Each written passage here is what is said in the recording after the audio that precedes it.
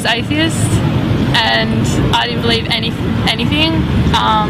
I thought that if there was a God, why is there so much suffering in the world, which is such a typical response for an atheist. And I refused to go to church and to do any religious stuff in school or anything like that.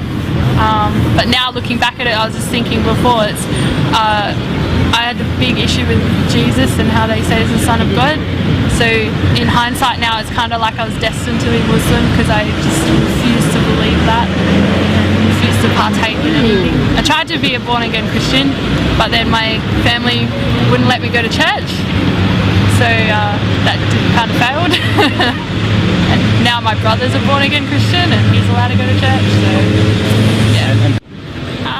Well, I met my husband through work, and when I was first interested, I was like, well, I want to know about his background, so I googled and looked into it and found about Islam, and the more I found, the more I was like, yeah, this is what I believe. Like the modesty part really hit home with me, and treatment of women and stuff is, yeah, I just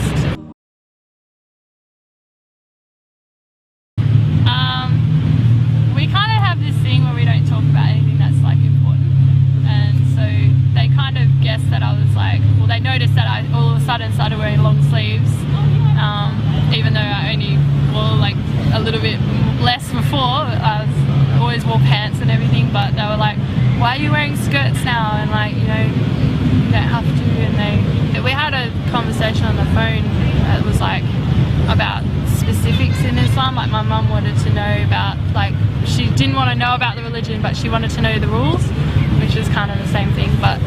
And I kind of told her, because she thought that I have to walk behind my husband and I'm not allowed to talk loud or say what I want, and that I had to cover my face or stuff like that. And so I had to explain that yes, my kids will be able to go to the beach, and they will be able to go to their house for Christmas, even though we don't celebrate Christmas. It will just be a holiday instead.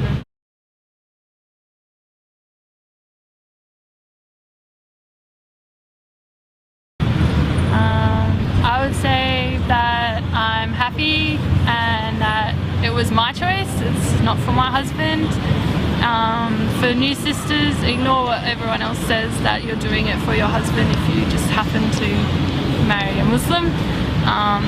They don't obviously understand that that's not the rules and that's not how it works. And take one step at a time.